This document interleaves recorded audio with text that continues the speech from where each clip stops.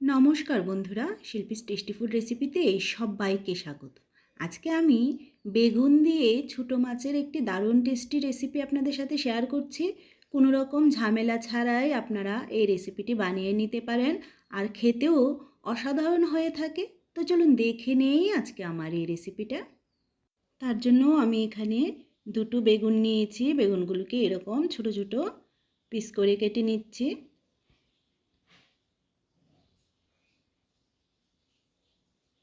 বেগুনগুলো কাটা হয়ে গেছে, এবার এগুলোকে তুলে রেখে দেব। তার সাথে আমি দুটো ছোটো সাইজের টমেটো নিয়েছি, টমেটোগুলোকেও ছোট ছোট করে কেটে নিচ্ছি।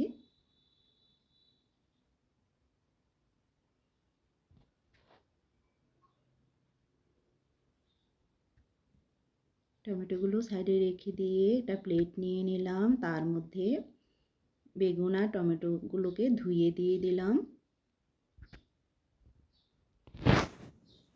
এবার এগুলোকে সাইডে রেখে আমি এখানে রসুন আর কাঁচা লঙ্কা নিয়েছি। ঝালটা আপনারা আপনাদের পরিমাণ মতো দেবেন। রসুনগুলোকেও এরকম করে কেটে নেব ছোট ছোট করে।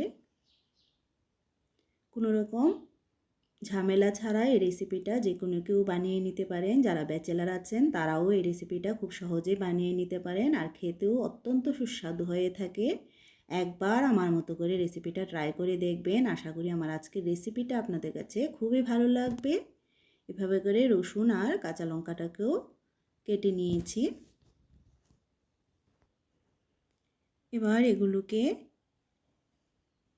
বেগুন আর টমেটোর মধ্যে দিয়ে দিচ্ছি। দিয়ে তার মধ্যে আমি পেঁয়াজ কুচি দিয়ে দিচ্ছি। একটা বড় সাইজের পেঁয়াজকে এরকম স্লাইস করে নিয়েছি।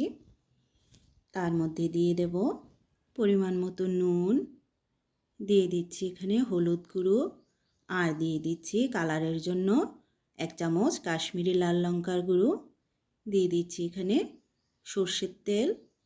এবার সব কিছুকে একটু মাখিয়ে নেব।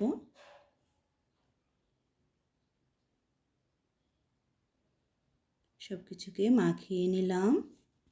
এবার তার মধ্যে আমি মাছ দিয়ে দিব। আমি এখানে 3-4 রকমের মাছ নিয়েছি। আপনারা যে কোনো 1 রকম বা 2 রকমের মাছ দিয়েও করতে পারেন। আপনাদের পছন্দ মতো মাছ নিয়ে নেবেন। এবার মাছগুলোকেও বেগুনের সাথে মিশিয়ে নিচ্ছি।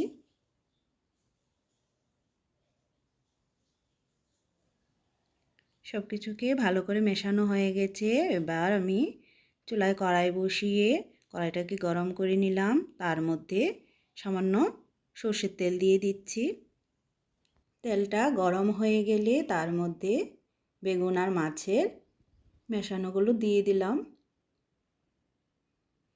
এবার এটাকে আমি মিডিয়াম ফ্লেমে ঢাকা দিয়ে দেব 5 মিনিটের জন্য। 5 মিনিট পর ঢাকনাটা খুলে নিচ্ছি। একটু নেড়ে নেব। হালকা করে নেড়ে নিয়ে এটাকে আমি ঢাকা দিয়ে দেব আরও 5 মিনিটের জন্য।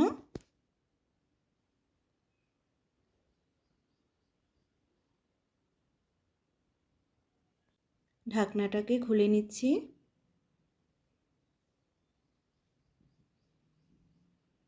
এবার সামান্য পরিমাণ জল দিয়ে দিলাম, মিশিয়ে নেব।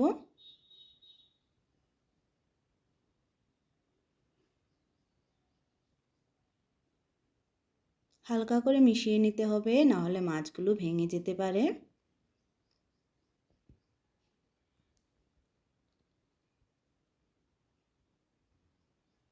মিশিয়ে নিয়ে 3-4 মিনিট এটাকে আমি রান্না করে নেব। 3-4 মিনিট পর আর একটু নেড়ে নিচ্ছি। তার মধ্যে এবার ধনেপাতা কুচি ছড়িয়ে দেব। খুবই টেস্টি হয়ে থাকে এই রেসিপিটা। একবার আমার মতো করে ট্রাই করে দেখবেন। একদমই রেডি হয়ে গেছে রান্নাটা। এবার মিনিট খানেক ঢাকা দিয়ে রেখে দেব। মিনিট খানেক পর সার্ভ করে দিচ্ছি। তো আমার আজকের রেসিপিটা যদি আপনাদের কাছে ভালো লেগে থাকে তাহলে ভিডিওটিতে একটা লাইক করবেন। নতুন বন্ধুদের কাছে চ্যানেলটা সাবস্ক্রাইব করার অনুরোধ রইল। দেখা হচ্ছে নেক্সট ভিডিওতে। সবাইকে ধন্যবাদ।